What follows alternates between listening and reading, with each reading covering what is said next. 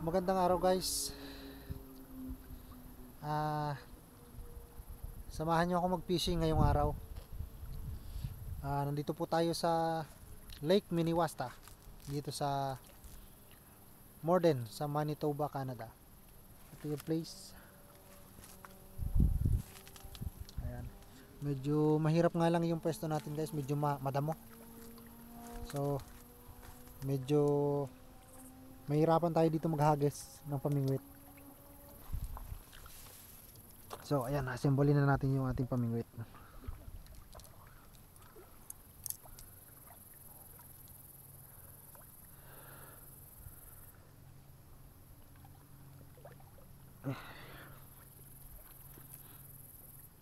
Ito lang yung gamitin natin, yung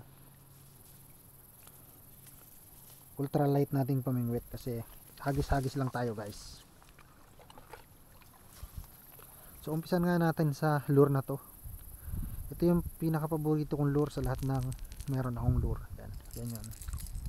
Marami nang nahuhuli to. Nakahuli na to ng walleye. Nakahuli na rin to ng maraming beses ng pike. So ayan, subukan ulit natin ngayon. So ikakabit lang natin to dito. Ganyan. Tapos ito natin ganyan.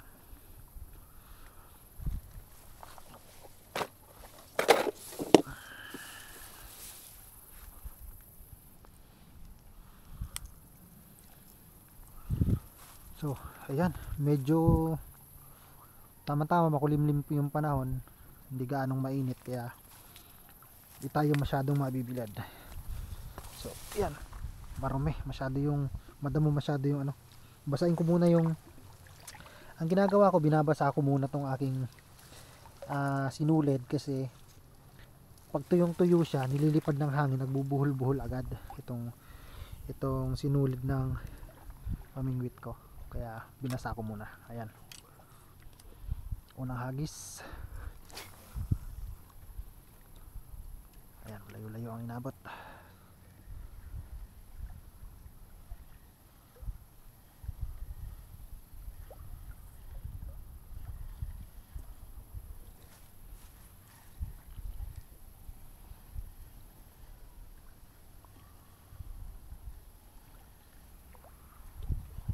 Dati hindi pa ganun ka kadamo dito. Ngayon matagal na kasi nag-summer kaya masyado nang maraming damo dito sa may pwesto na to. Bilis lang kasi tumubo tong mga damo na to. Pero pag winter natutuyo sila lahat. Itong buong lake napupuno to ng yelo.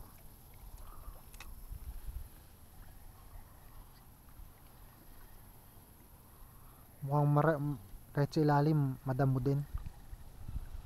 Kaya may mga nahuhuling damo yung ating lure pag-ahon. Ilang beses na rin ako nakahuli sa spot na to. Nakahuli na ako dito ng pike, nakahuli na rin ako dito ng walleye.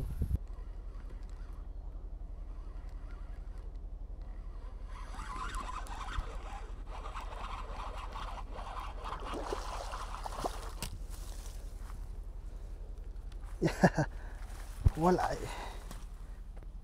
Yan, walleye ang tawag dyan. Nice size.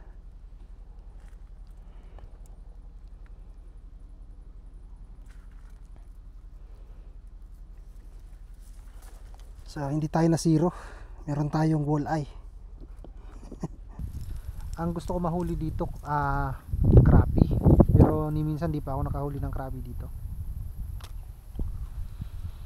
Ngayong taon lang ako nagsimulang mamingwit dito sa Canada kasi ito yung unang taon kong inabot ang summer dito kasi isang taon pa lang ako dito.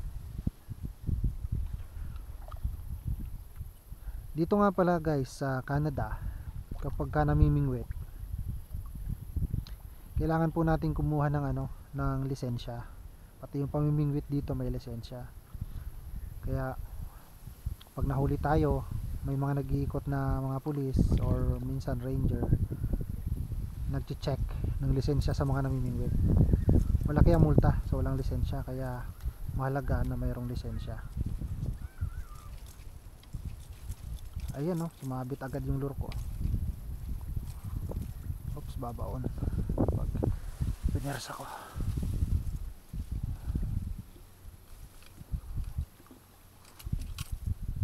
Oh, ayan, sumabit agad. Medyo hindi maganda tong napwesto natin, guys. Yan, natanggal ko, buti na lang. Kapag ganito na sabit ng sabit, mahirap. Ayan, nabuhol tuloy. Oh, ayan, nabuhol na tuloy.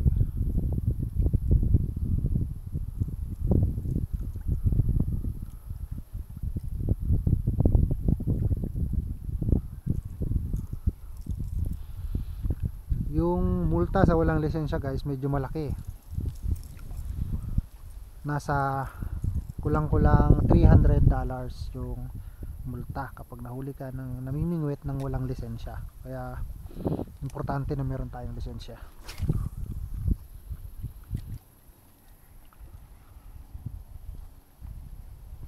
Tsaka bawal din yung pamingwit na may sima. Kailangan tatanggalin natin yung sima ng kawil ng pamingwit natin, kasi bawal din po yun, kasi may limit yung paghuli ng isda. Halimbawa, nakahuli na tayo ng malaki, masyado, sobra sa limit.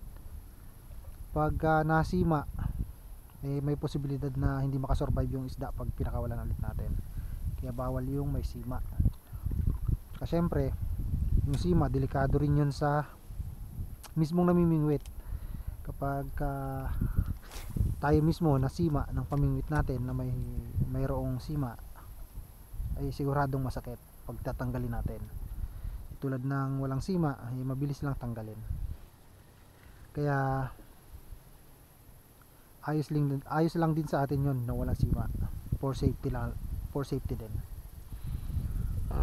So ayan, nakakalimang hagis na yata ako, wala pa rin kumakagat.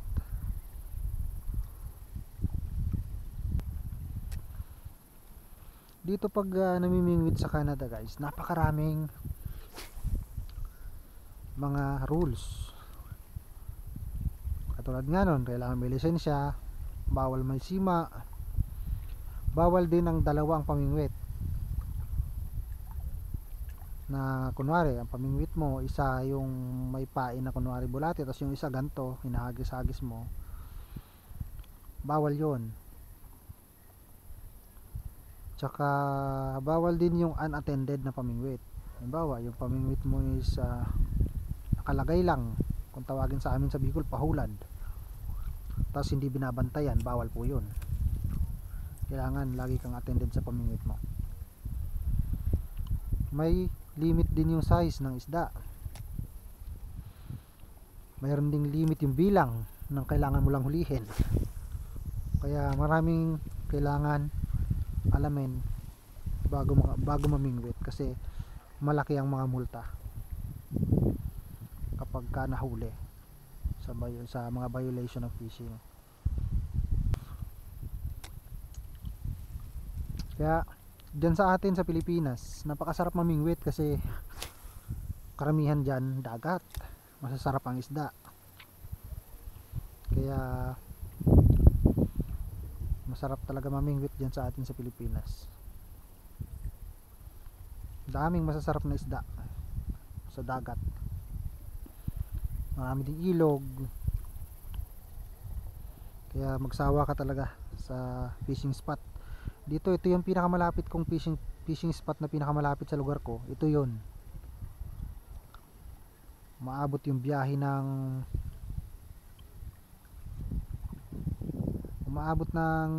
kulang-kulang 20 minutes siguro, or 20 minutes mula sa kung saan ako nakatirang lugar. Minsan dumadayo kami malayo, kulang-kulang 2 oras ang biyahe, ganyan. Minsan pa nga 3 oras para lang mamingwit. Tapos yun, kailangan mo lang mahuli, may limit, 4 na piraso, ganyan. So ayan guys, lilipat tayo doon kasi medyo mahirap dito maghagis, delikado. Medyo mahal din kasi yung lure, sayang pag sumasabit. Itong lure na yan na nakasabit sa pamingwit ko, kung bibili tayo nyo ng brand new, mga nasa siguro kulang-kulang $15. Magkano rin yun kung ano natin sa peso, mahal, medyo mahal din. Tapos sasabit lang. Buti yan, natsempohan ko sa garage sale, nabili ko lang ng $2. Pati itong ano ko, itong ginagamit kong rod tsaka yung reel, nabili ko lang din sa garage sale yan. Nabili ko ng $10 yan. 15 pala. $15. So marami nang nahuli to. Itong $15 rod ko.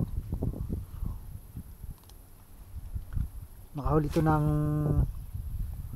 29 inches na ano, na pike sa Pelican Lake, doon ko nahuli. Malayo yun, mga nasa 2 hours mahigit yung biyahe. Nakakapagod magpunta doon.